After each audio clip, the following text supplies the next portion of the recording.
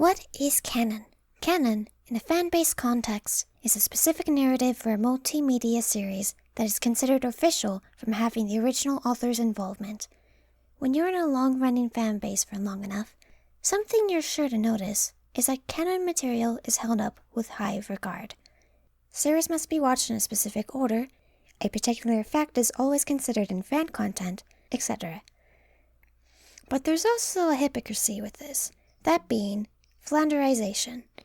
Flanderization is the concept of a character being reduced to set traits which are thus over-exaggerated until it's something completely different.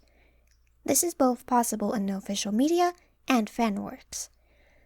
To give an example, let's look at the character of Kurapika from the series Hunter x Hunter.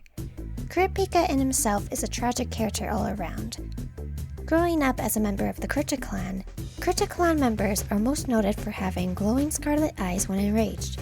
This would cause them to face discrimination and to be hunted after. Thus, the remaining members hid in the Lukos province forest. At the age of 12, after gaining approval from the tribe's leader, they embarked towards the outside world.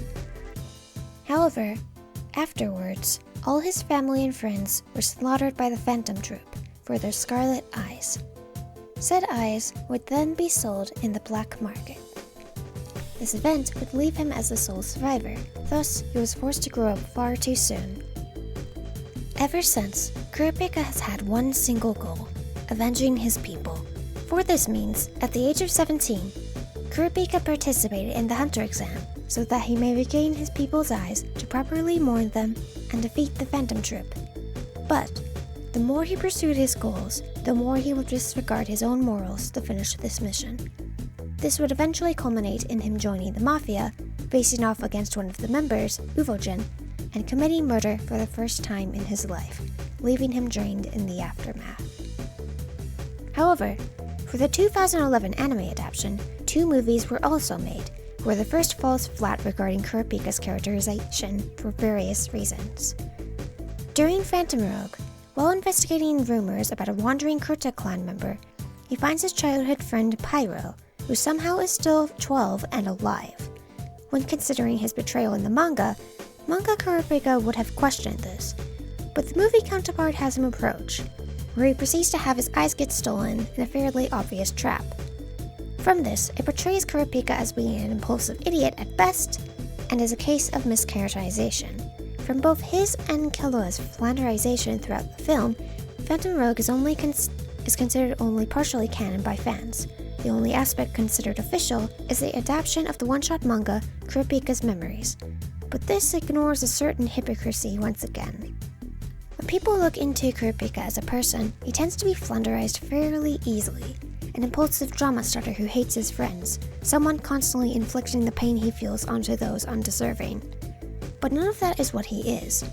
There is also a tendency at one point to make him act motherly, thus reducing him to his androgynous appearance.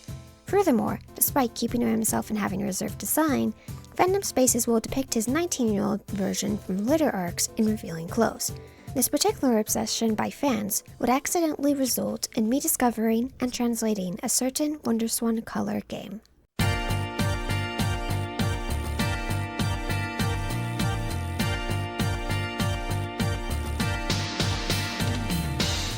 For those who don't know, the Wonderswan is a Japanese exclusive handheld released by Bandai in 1999. Acting as a Game Boy competitor, it lets audiences play various monochromatic games on the go. A few notable examples include Klonoa Moonlight Museum, a port of the original Clock Tower, some Final Fantasy ports, etc.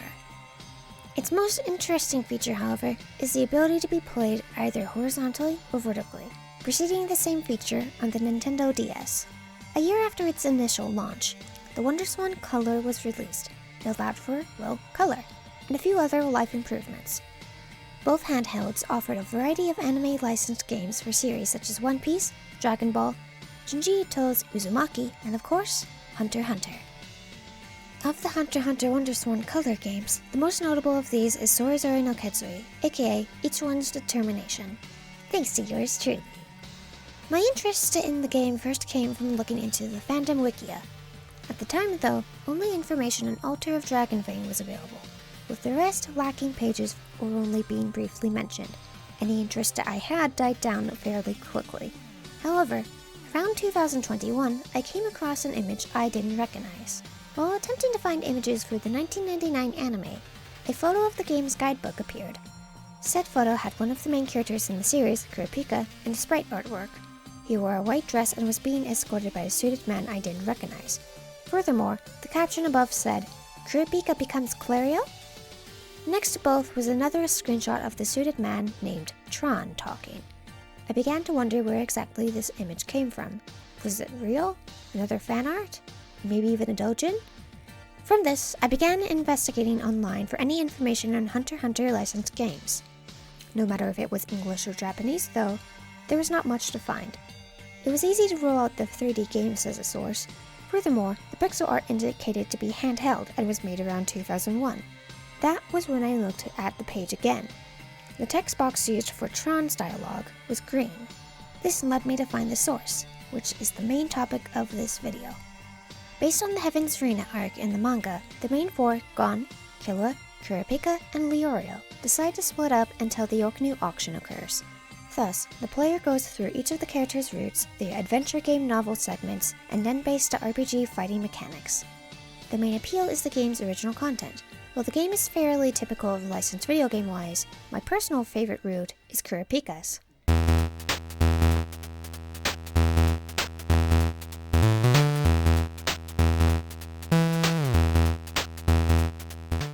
In Kurapika's route, the story follows him attempting to find employment before the Yorknu auction.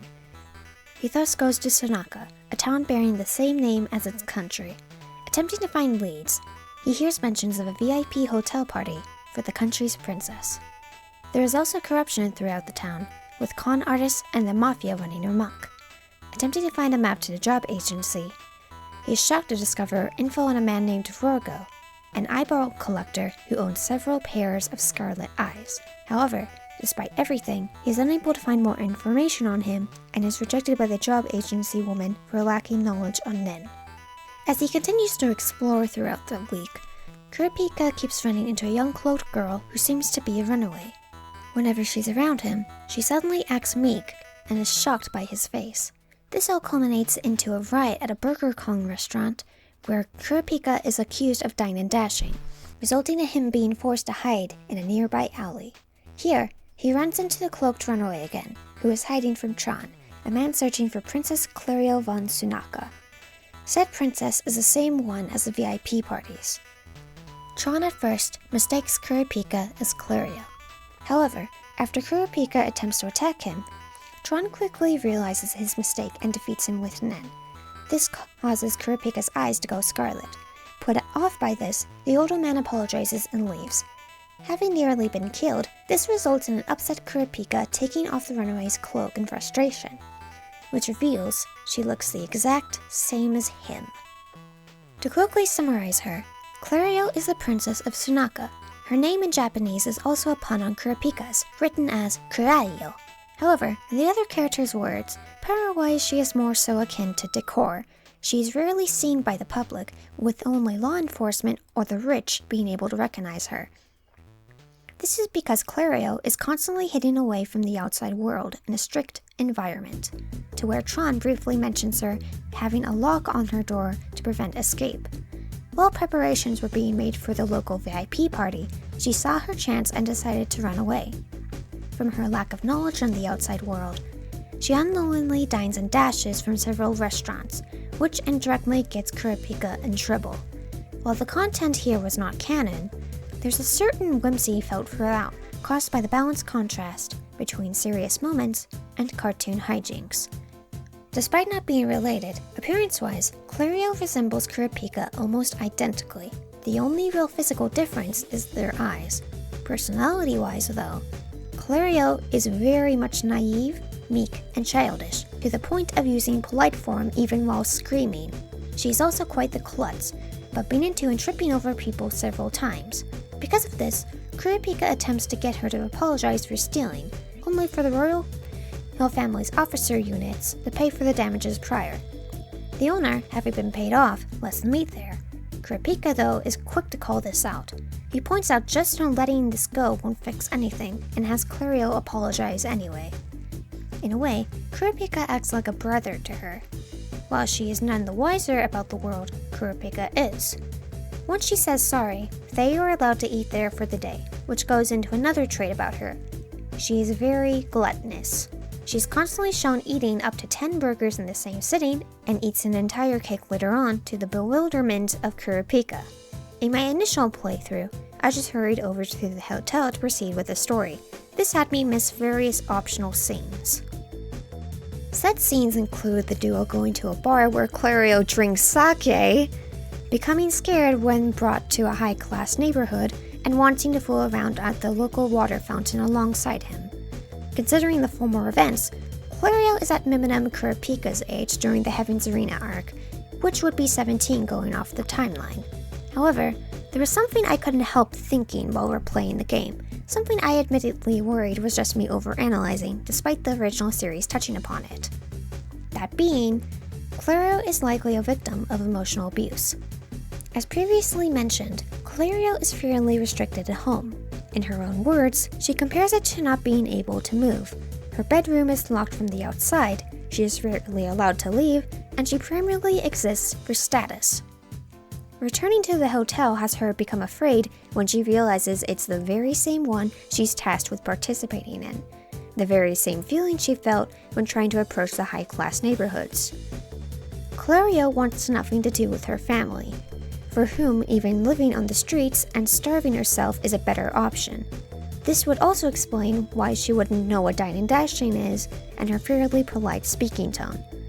But I feel crazy for saying all this because of one particular thing. I was the one who translated it, and I had no one else to verify it. The fandom Wikia pages were also primarily edited by myself. Despite all of the other routes not holding my attention, this one does. Because, minus a few nitpicks later on, the writers clearly knew how Kurapika functions as a person. When the duo check in at a nearby hotel, Clario later comes into Kurapika's room to talk to him. Feeling apologetic, she asks if there is anything she can do for him. This has Kurapika attempt to question her regarding Tron. From lacking intel, she is only able to say Tron was trained by a hunter, indicating his abilities may relate to the Hunter Association and job agency. Clario then asks what type of hunter Kurapika himself is. He claims to be a blacklist hunter, but clarifies he may be more of a scarlet eye hunter. This results in Clario mentioning Rorgo, who will be attending the VIP party. Kurapika becomes ecstatic and demands to learn how she knows this, only for her to become scared. After which, Kurapika apologizes and they both head for bed in their respective rooms. In the morning, Kurapika checks on her, only to find a note left behind. It reveals she ran away again, as Tron now knows of Kurapika, which makes it unsafe to stay. She then thanks him for spending time with her. After reading this, he admits to missing her, only to immediately stop himself. This foreshadows what will happen between them later on. Kurapika then leaves to search for help on becoming hired through the job agency. Throughout this scene and the optional cutscenes, it is made clear Clario sees Kurapika as a friend. She attempts to get to know him, and seems to care for him akin to a sister. To me, Clario represents the light-hearted and curious side of Kurapika, as it can be inferred from the 1999 version that Kurapika also used to be someone curious about the outside world. He is shown info-dumping trivia on ancient artifacts in the 1999 filler episodes, for example. This would be further expanded upon in Kurapika's memories a decade later. She also represents the small things in life, as she acts as a distraction for the mess regarding the scarlet eyes. The scenes with her have Clario constantly refer to Kurapika with Sama. Sama translates to a more formal Mr., Sir, or Lord, essentially. She greatly idolizes Kurapika, and sees him as her first real friend. Removing her from this route would essentially be removing 60% of the story from how much the two are interconnected. Meanwhile, Kurapika finds himself caring about this girl he only just met despite the trouble she caused. Perhaps because he sees himself in her, or just genuinely wanting to be around him, who's to say? Kurapika is someone who does care for others, as evidenced by the Hunter exam and current manga arc, but he finds himself constantly in a position where to complete his life's mission, Kurapika must do that which harms himself or others. So, he plays a facade of being cold, which rarely, if ever, lasts. especially in arcs prior to Yorknu. In this route, they are intentionally made to parallel each other, from their contrasting personalities. They are very much interconnected here, both design and narrative-wise. Something I have been neglecting to mention, though, is the obvious inspiration from Mark Twain's The Prince and the Pauper. The Prince and the Pauper is a historical fictional story about Prince Edward VI and a poor boy named Tom, swapping places due to a striking resemblance to each other. From his experiences, Edward would learn of the struggles the common folk face and resolve to take his place as England's new king to amend things. Tom, meanwhile, is forced to remain at the castle for symptoms of madness, and takes Edward's place at the likes of banquets. Like Edward, Clario dreams of freedom from her family and begins to learn about the world around her. Naturally, Kurapika is meant to be Tom, aka the Pauper. This comparison is made even more clear with the scene the guidebook photo depicts, which will be discussed later. After beginning his nen training through Tron, the latter strikes a deal with Kurapika. The boy simply needs to find Clario and bring her to him before the VIP party. Then he will help him with finding a permanent nen teacher, resulting in his employment. Kurapika agrees to this. After various happenings around Sunaka, Kurapika eventually finds a starving Clario in an empty alleyway. He reluctantly agrees to buy her food at a nearby restaurant. As they head back to the hotel after, though, Kurapika asks why she doesn't want to be royal.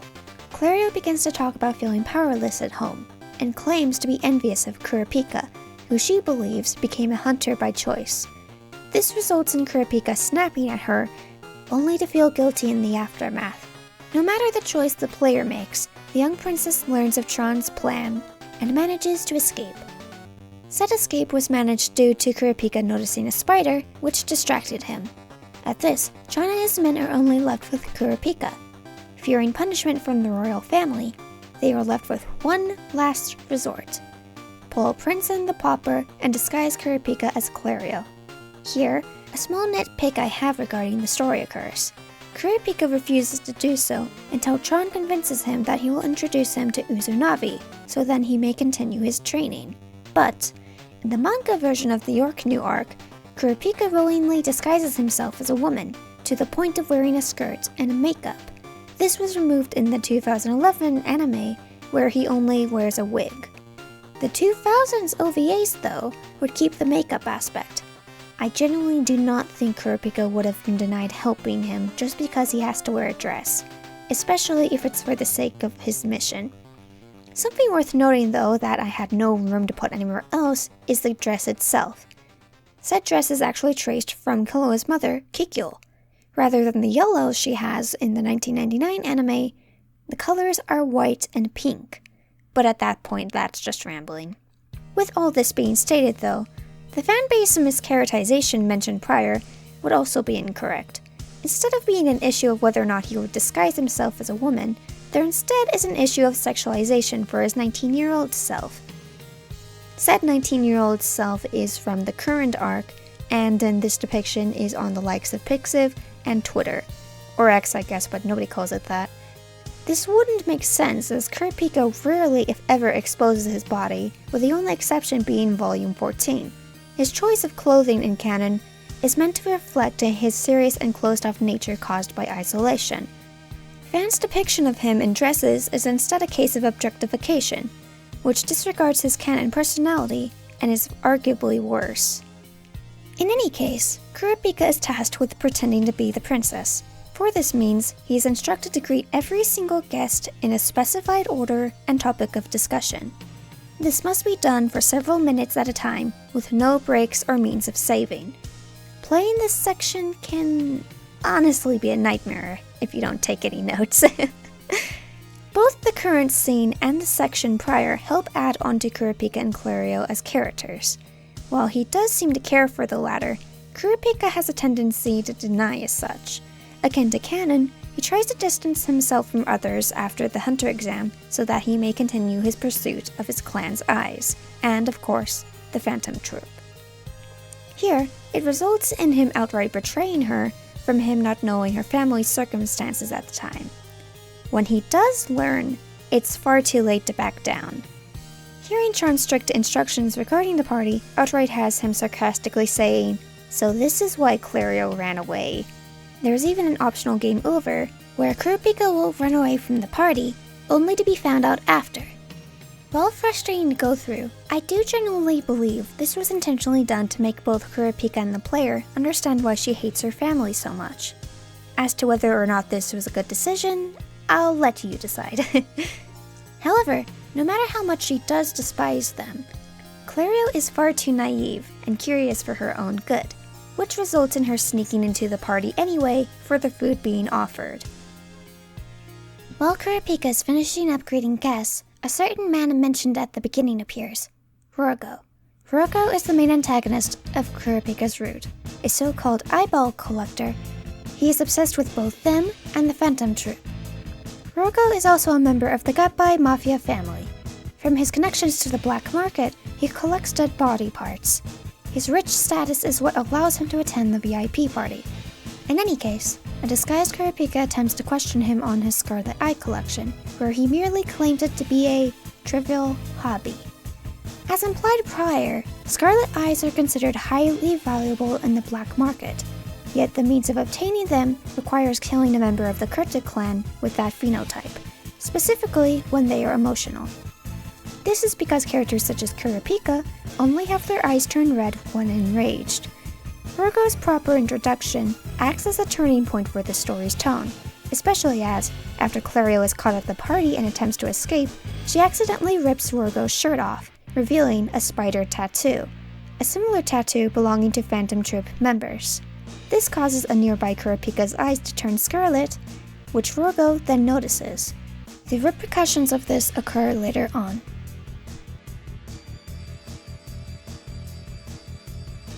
Mimicking the manga at first, Kurapika is shown nen training under Izunavi.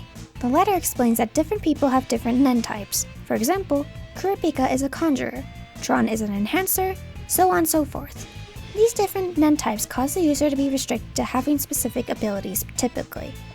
This upsets Kurapika though, who wishes to be an enhancer for their battle capabilities. However, he resolves to use his abilities to create chains as weapons. After various training sessions, Izunavi receives a call from Tron, asking where Clario is, yet neither man knows her current whereabouts, resulting in Kurapika traveling back to Sanaka. After talking to Tron, Kurapika then puts two and two together. Rorgo abducted Clario from thinking she was a Kurta clan member. He immediately feels guilty from this, and resolves to save her despite only now developing his nen abilities. Once he gathers various intel, he tracks down Rorgo's location to a labyrinth-like mansion. There, he is both forced to fight Rorgo's men to proceed, and explore the various hallways. After throwing a switch and exploring some more, he eventually finds Clario. She tells him that, after realizing the truth, now Rorgo and his men questioned her on Kurapika. In the present though, after she steps out of her prison, a noise is heard. In one final-ditch effort to stop the young boy, the mansion begins to crumble where the duo are forced to escape in time. After barely avoiding death, Rorgo himself appears in the night. Kurapika attempts to use his newfound conjured chains to stop Rorgo, only for them to simply break. An offhand comment from Rorgo then stops him in his tracks. "Say, the princess here said she knew you'd come and save her. I'm surprised. Not killing her actually worked in my favor." This immediately enrages Kurapika and causes his eyes to turn scarlet. Rorgo attempts to seize this opportunity, only for Tron and Izunavi to suddenly appear and defend them. This forces Rorgo to retreat, proclaiming he will wait for Kurapika on his own private island. The group thus returns to Sanaka. From all of this, a variety of information can be gathered here. Rorgo, from his rich status and connections to the Mafia, is someone who isn't afraid of getting his hands dirty. When he discovers Clario isn't a Kurta clan member, Rorgo outright considers murdering her anyway, despite her status as royalty. He only changes his mind when she declares Kurapika will come to save her. So, she is used as bait, essentially. Alongside this, his hideout mansion falls apart once they begin escaping together. Clearly, money is no concern for him. Furthermore, during the VIP party, Rorgo uses the pronoun Watakushi, which is the same personal pronoun used by Clario. This particular pronoun is a nicer version of watashi. However, in Chapter 4, he instead uses the gruff ore, which indicates a tendency to lie and play facades, which becomes much more prevalent later on. In regards to Kurapika himself, no matter how much he tries to deny it, he does care about Clario as a friend. While he does betray her in pursuit of his revenge, Kurapika was put in a position where his only lead required as such. He feels guilty for what happens in the aftermath, where his own emotions caused her harm. This is furthered even more when confronting Rorgo. Knowing he almost caused her to be murdered just for the striking resemblance throws him into a frenzy. It also acts as a dark parallel to when Clario dines and dashes in his first chapter, causing Kurapika to get into trouble. In Tsunaka, Tron and Clario thank Kurapika for his help. However, Kurapika states he needs to face off against Rorgo. Thus, he resolves to continue his nen training. As Kurapika tries to leave though, Clario asks the following. Mr. Kurapika? We'll see each other again, right? Instead of answering, he ignores her and leaves, a heavy contrast to his behavior before. Because of the danger he put Clario in, he feels guilty for what happened. Thus, he isolates himself for her safety, just like he does in the manga. In a strange way, this acts as a prediction of how Kurapika would be in the actual canon, how he ignores others in favor of his mission, how he has to have the Zodiacs track him down just for Leorio to see him again. In the game events, this acts as a turning point for Kurapika. He realizes to succeed in his plans means abandoning his morals, abandoning others to not drag them into his troubles, and abandoning any self-care that remains. In other words, it means the beginning of his self-destruction. After the events of Chapter 4, Kurapika continues his training under Izunami where an argument occurs.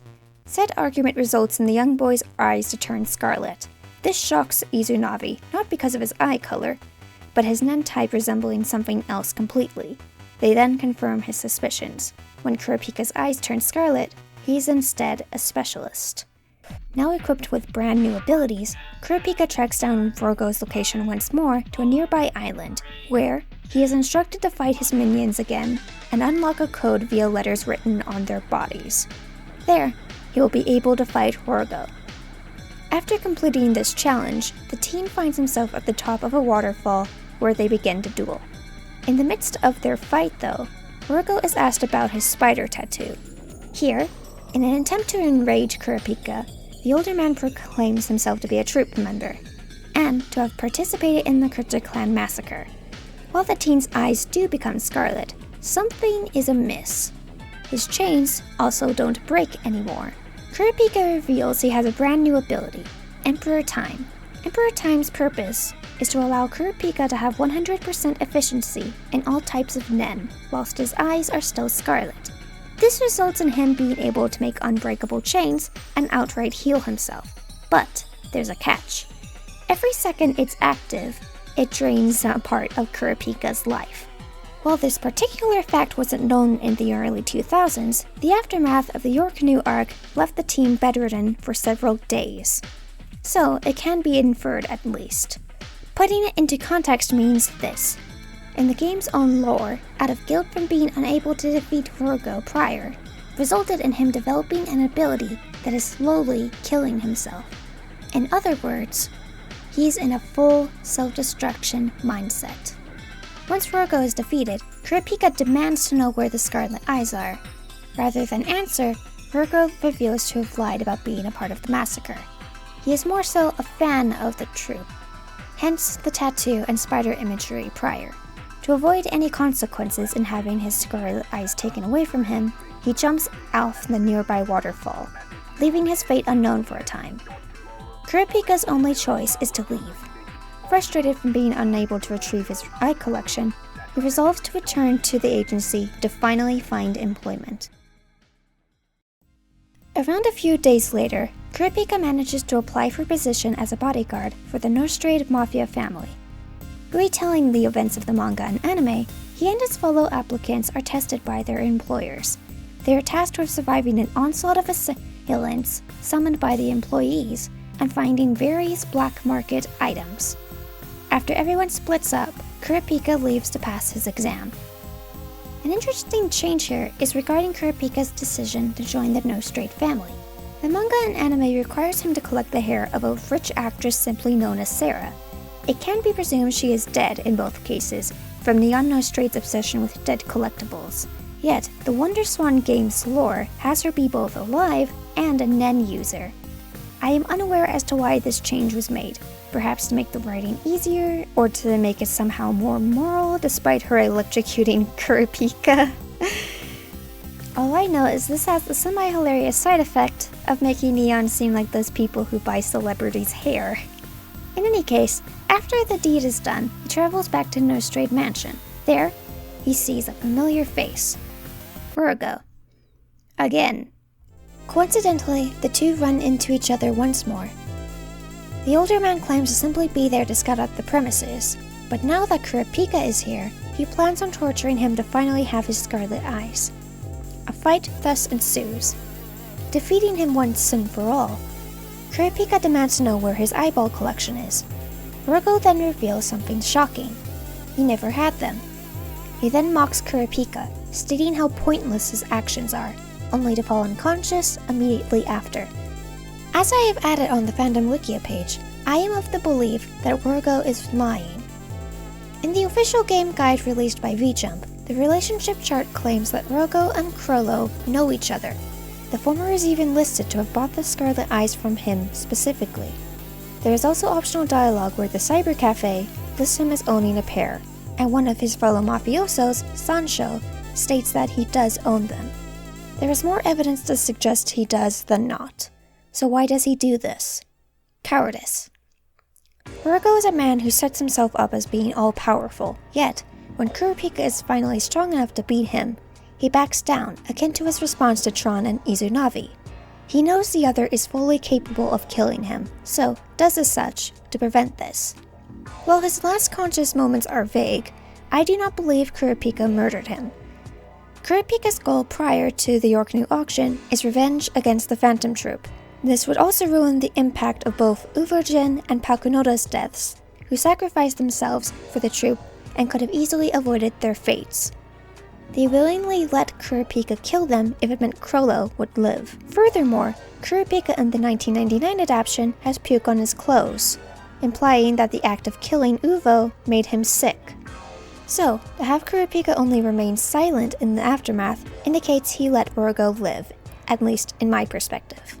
Having proven himself worthy, Kurapika becomes an official member of the No Straight family, bringing him one step closer to avenging his people. Before the mafiosos leave for Yorknu, though, Kurapika plans to meet with a certain girl. Monitored by Tron, Clario and Kurapika talk. Here, Kurapika says goodbye to her. However, Clario again asks a certain phrase, "We'll see each other again, right?" With this, Kurapika says no, and wishes her the best. This only leaves her to cry out his name, as the route finally ends on a bitter note. Kurapika is not a saint by any means, but you see a tendency online to only fixate on his appearance, or negative traits via black and white thinking, which results in a completely different character being discussed. Kurapika is not a cold-blooded killing machine who thinks his friends will only drag him down, nor is he a screaming drama queen that will only see people as emotional support.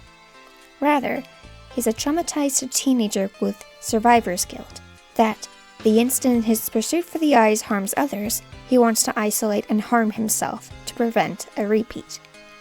This is exactly what happens both here and in the manga, making this perhaps one of the best non-canon Kurapika depictions I have seen, exceeding any fandom portrayals I have seen alongside the movies. When we consider the scenario here, there's not really much else Kurapika can do. He can't take Clario away from her abusive family, from said family being literal royalty, and having law enforcement. Kurapika himself is also now a bodyguard for the mafia at this point. Traveling to and fro to visit her is also not an option.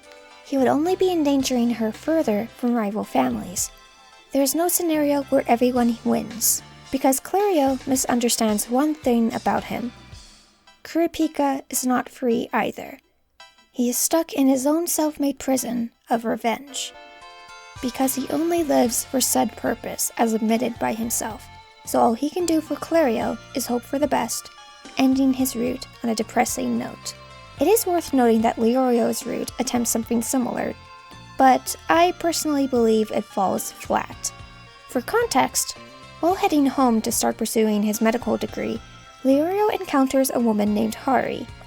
Said woman is on the run from her boss, Donal. This is because she stole from him the Madan's book, where its pages require using the Nen ability Gyul. In the middle of the night, though, she's left blinded and poisoned by one of her pursuers, where the remaining route has Leorio trying to find a cure. Rather than upholding how that character acts in canon, Leorio's felt as though the writers had no ideas for his ending. So, they reused Kurapika's ending, where here, he abandons Hari by stealing the book and giving it to Machi, who also appears in this route.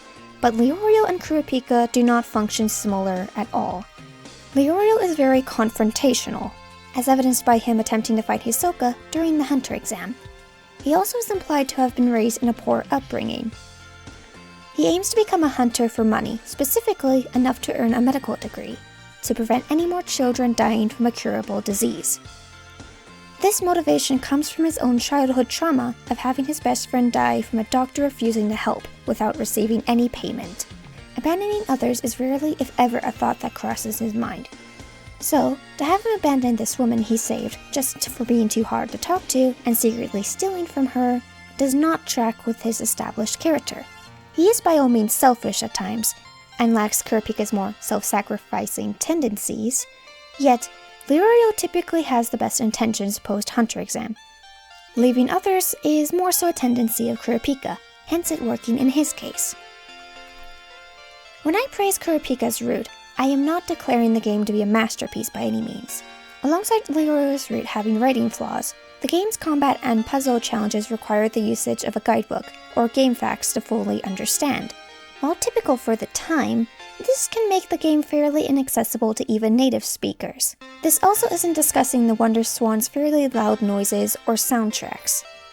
What I am saying is that despite all these flaws, I have found myself enamored by this route, to the point of making large collections of fan art, or even recreating the dress here for cosplay. Even if a piece of media is flawed or not official, such as here or Phantom Rogue, I believe there is still value in examining it, especially as, in the case here, you can tell staff did care. For the sequel, Michibi Kaisei Mono, aka the guided one, the auction portions on the very last day have a reference to the game via Clario's dress. The guidebook description also roughly translates to, a dress worn by the daughter of the Sunaka royal family. Isn't this the same one for those who played each one's determination? Staff clearly loved working on this game if they were willing to reference the VIP party. It can be fairly easy to forget that licensed games are made by people too. The same can be said for the movies and other non-canon material. As such, I would like to argue that despite the game not being canon at all and having flaws, I believe there is some merit to analyzing it. In the modern day, the most recent Hunter x Hunter game, Nen Impact, has a tutorial which is just an abridged 1-to-1 recap of the 2011 anime. The various defunct Japan-only mobile games and the PSP's Wonder Adventure are all also recaps. While good for non-fans to catch up, it results in an admittedly tedious feeling if you're already a fan. Even watching the Hunter x Hunter movies, there is at least something new to be found narratively, despite me not liking them. So I ask this, why shouldn't we examine media that isn't canon? While perhaps not always adding onto a larger narrative, I believe any creation can reflect the creator's thoughts. This is also not getting into there being striking similarities here to later sections of the manga, hence my previous video speculating it may have actually influenced Togashi. Is a flawed piece of media truly worth just abandoning without thought? Despite the game's problems and the one out-of-character moment, I genuinely look positively at Kurapika's route. It feels as though the writers mostly understood him far more than the 2011 era movie and a lot of the current fandom. The lore bits added here act as an interesting foreshadow to his behavior in later arcs. While the full game is flawed, if you know Japanese, I would highly recommend going through Kurapika's route at least if he's your favorite character. I have also translated the root myself on YouTube, which can be found in the respective playlist.